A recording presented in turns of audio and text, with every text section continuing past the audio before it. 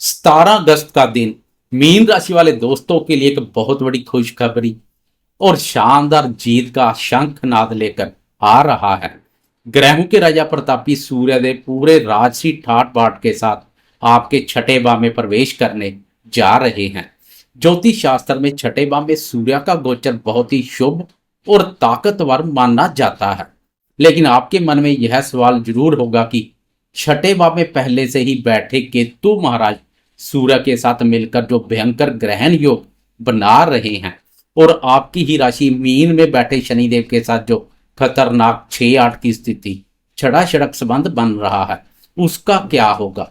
दोस्तों, यहीं पर एक बहुत बड़ा और गहरा ज्योतिषीय रहस्य छुपा है।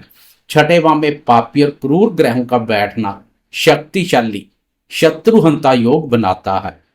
इसलिए यह सूर्य और केतु का ग्रहण दोष आप पर नहीं बल्कि आपके शत्रुओं पर लग रहा है।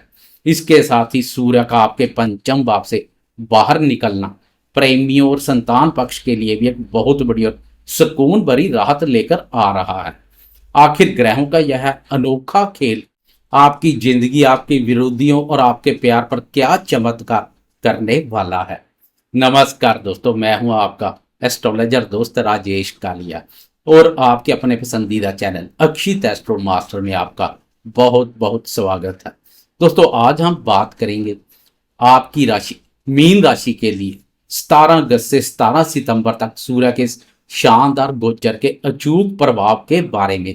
वीडियो बहुत ही खास है, इसलिए अंत तक हमारे साथ जुड़े रहें। मीन राशि वाले दोस्तों, सूर्यदेव आपके लिए छठे भाव के स्वामी होते हैं। 17 अगस्त को जब सूर्यदेव गोचर करते हुए अपने ही भाव में अपने ही घर में लौटेंगे तो वह पूरी तरह से बलवान हो जाएंगे। छठा भाव मुख्य रूप से रोग, ऋण, शत्रु, कोर्ट कचहरी, प्रतियोगी परीक्षा और नौकरी का होता है। जब छठे भाव का स्वामी अपने ही घर में आता है तो वह एक बहुत ही शक्तिशाली शत्रुहंता योग का निर्माण करता है। अब तक आपके जो विरोधी आपकी पीठ पीछे साजिशें रच रहे थे या जो लोग बेवजह आपको परेशान करने की कोशिश कर रहे थे, सूर्यदेव का यह गोचर उन सभी विरोधियों को पूरी तरह से घुटनों पर ले आएगा। छठे भाव में सूर्य केतु की यह युति किसी भी तरह की नकारात्मक ऊर्जा पैदा करने के बजाय आपके शत्रुओं पर बहुत भारी पड़ेगी।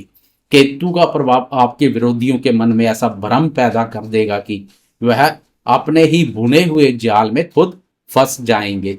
लेकिन आपको इस बात का भी ध्यान रखना है कि आपकी अपनी राशि मीन में आपके लगन में ही कर्मफलदाता शनिदेव विराजमान है और वहां से सूर्य के साथ उनका 6 और 8 का संबंध षडाषडक संबंध बन रहा है। यह टकराव आपको बहुत ही अनुशासित रहने और किसी भी काम में अति आत्मविश्वास से बचने की स्पष्ट चेतावनी दे रहा है।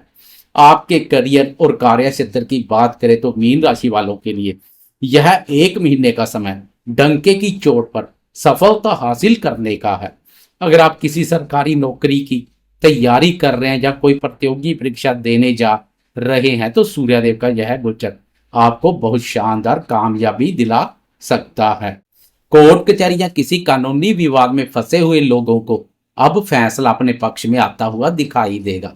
नौकरी पेशा दोस्तों को अपने कार्यस्थल पर गुप्त विरोधियों से जो परेशानियां मिल रही थी वह अब बिल्कुल खत्म हो जाएंगी।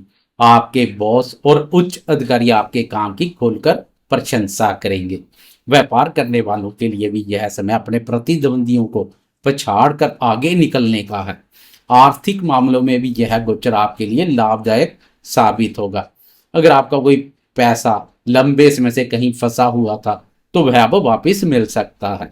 लेकिन शनि के 6-8 प्रभाव को देखते हुए आपको यह विशेष ध्यान रखना है कि इस दौरान किसी भी प्रकार का नया और बड़ा कर्ज बिल्कुल ना ले। कर्ज तो जल्दी मिल जाएगा, लेकिन अपनी चादर देकर ही पैर पसारें और अपने खर्चों को नियंत्रण में रखें, क्योंकि बेवजह का लिया गया भारी कर्ज आपको भविष्य में मानसिक तनाव दे सकता है। पारिवारिक जीवन और विशेषकर प्रेम संबंधों के दृष्टिकोण से यह गोचर मीन राशि वालों के लिए एक बहुत ही सुखद हवा का झोंका लेकर आ रहा है। पिछले 1 महीने से सूर्यदेव आपके पंचम भाव में गोचर कर रहे थे, जो कि प्रेम, प्रसंग और संतान का भाव है।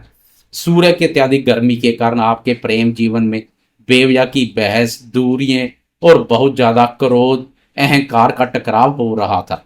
और सूर्य ने उच्च के गुरुदेव को, आपके राशि स्वामी को भी अस्त कर रखा था, जिससे गुरु भी अपने शुभ फल देने में असमर्थ दिखाई दे रहे थे। अब 17 अगस्त को सूर्य का पंचम भाव से प्रस्थान करना प्रेमियों के लिए एक बहुत बड़ी राहत लेकर आएगा। पंचम भाव पर भी पड़ रहा भारी दबाव अब हट जाएगा। आपके रिश्तों में चल रही सारी गलतफहमियां दूर हो जाएंगी और प्यार फिर से परवान चढ़ेगा। जो दोस्त शादीशुदा है, उन्हें अपनी संतान के व्यवहार और उनके स्वास्थ्य को लेकर जो चिंताएं सता रही थी, वह भी अब धीरे धीरे खत्म हो जाएंगी। संतान क्षेत्र में आपको कोई शुभ समाचार मिल सकता है। प्रथम भाव में बैठे शनिदेव आपको थोड़ा गंभीर जरूर बना सकते हैं, लेकिन आपको अपने परिवार वालों के साथ बातचीत करते समय अपना स्वभाव नरम रखना होगा। अपने जीवन साथी को समय दें और उनके साथ किसी भी तरह के छोटे मोटे विवाद को बढ़ने ना दें। सबसे बड़ी राहत की बात यह है कि गुरुदेव का अस्त अवस्था से उदय होना आपके लिए खास रहने वाला है, जो सोए हुए भाग्य को भी जगाने का कार्य करेगा। भाग्य भी उज्जवल होगा। सेहत को लेकर मीन राशि वाले दोस्तों, इस गोचर के दौरान एक तरफ राहत मिलेगी तो दूसरी तरफ थोड़ी सावधानी भी बरतनी होगी। छठे भाव में स्वयं राशि का सूर्य आपकी रोग प्रतिरोधक क्षमता को बहुत मजबूत करेगा और किसी पुरानी बीमारी से आपको बड़ी राहत दिलाएगा। लेकिन आपके प्रथम भाव में बैठे शनि और छठे भाव में केतु का प्रभाव कुछ ऐसी हल्की फुल्की मौसमी बीमारियां दे सकता है, जिसे समझने में डॉक्टर को भी थोड़ा समय लग जाए। पेट की गर्मी, अपच, एसिडिटी या आंखों में जलन जैसी समस्या आपको परेशान कर सकती है। आपको बहुत ज्यादा मसालेदार भोजन और बाहर के खान पान से पूरी तरह परहेज करना चाहिए। अपने शरीर को फिट रखने के लिए सुबह की सैर और योग को अपने दिनचर्या का हिस्सा जरूर बनाएं। वैसे राशि स्वामी का उदय होना भी स्वास्थ्य पर सकारात्मक प्रभाव डालेगा। ग्रहों के षडाषडक योग के थोड़े बहुत दुष्प्रभाव को शांत करने और अपनी जीत को पक्की करने के लिए मीन राशि वाले दोस्तों, ये अचूक उपाय जरूर करें। रोज सुबह जल्दी उठकर तांबे के लोटे में शुद्ध जल, लाल पुष्प और कुमकुम डालकर सूर्यदेव को अर्घ्य दें। केतु के भ्रम से बचने के लिए किसी भी मंदिर में जाकर काले सफेद कंबल का दान करें या किसी जरूरतमंद को दान करें। और अपने प्रथम भाव में बैठे शनिदेव को प्रसन्न रखने के लिए हर शनिवार की शाम पीपल के पेड़ के नीचे सरसों के तेल का एक दीपक जरूर जलाएं। वीडियो पसंद आई हो तो लाइक करें, अपने परिवार और दोस्तों के साथ इसे ज़्यादा से ज़्यादा शेयर करें। आपके अपने पसंदीदा चैनल अक्षित एस्ट्रो मास्टर को सब्सक्राइब करें और जाते जाते कमेंट बॉक्स में पूरी श्रद्धा भाव से जय सूर्यदेव जरूर लिखें। जय माता दी।